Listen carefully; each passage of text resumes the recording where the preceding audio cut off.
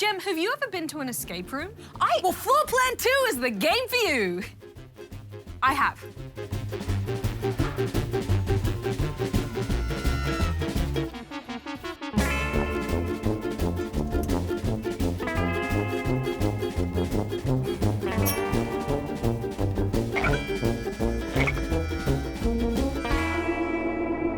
Floor Plan 2 is a silly virtual reality game inspired by escape rooms, which are basically rooms that are filled with puzzles that you need to solve in order to, escape.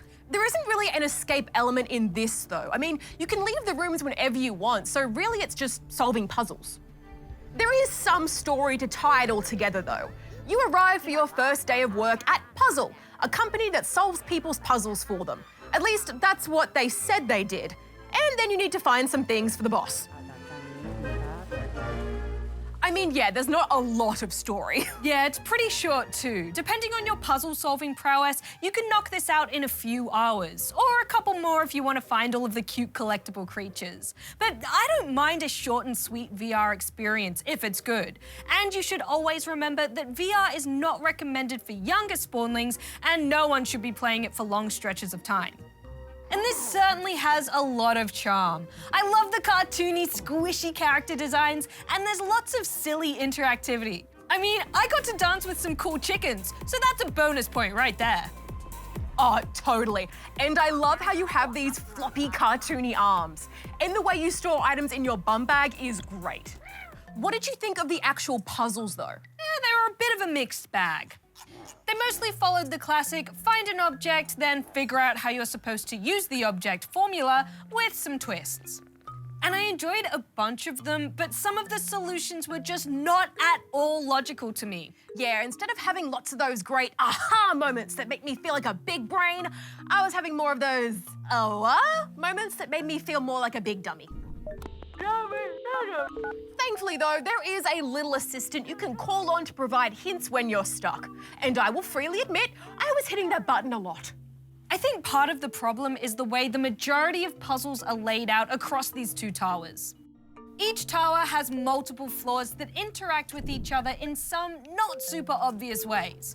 So you can't ever just see everything you need in front of you, which leads you to going back and forth from room to room, wondering what it is you missed. I think the fact that they needed to put a hint button in is because they probably realized that there were a few solutions that people wouldn't get on their own. Yeah, it doesn't do the best job at pointing you towards the next thing you should be looking at either. So every time you get something new, you just have to wander around until you work out what it could be for. For example, I found a pipe in one room, and then when I went to another room, a security guard would block me from going through a metal detector with it. So my brain thinks, okay, well, clearly I must need to get the pipe in there somehow. And I proceed to spend the next 15 minutes trying to find ways to get in there. But it's not meant to go in there. Well, I know that now, but here's the kicker. As I'm faffing around with trying to get the pipe in there, I went to put it in my bum bag, and it just disappeared. But, surprise, surprise, it magically appeared on the other side of the metal detector. Great, I broke the game. I don't know how I did it, but I thought, well, if it helps me get through this puzzle, I'll take it. Then I spend the next 10 minutes trying to use the pipe on everything I can before I realise it's probably not even meant to be in there. Yeah, I actually had a bit of a bug too. There's a puzzle that takes place in just one room, and I spent ages. I tried literally everything, and I couldn't seem to progress. I was pretty sure I needed this girl's sponge, so I tried tickling, poking, hitting her with fire, and using every item I could. But nothing I did would get her to let go of her sponge. Turns out that was what I needed to do, but the game was bugged until I quit and reloaded the save. I just wish I loved the puzzles more, because I do love the vibe of it and what they're going for. I mean, when you beat the game, you get to put little butts on your hands that fart. Mwah, comedy gold. But overall, I found it more frustrating than fun. So I'm giving it 2.5 out of 5 rubber chickens. Yeah, there are some fun, goofy moments, and some of the puzzles are really tough, so props to them for that. I just would have liked it better if the solutions were more logical or they were signposted better. So I'm also giving Floor Plan 2 2.5 out of 5 rubber chickens.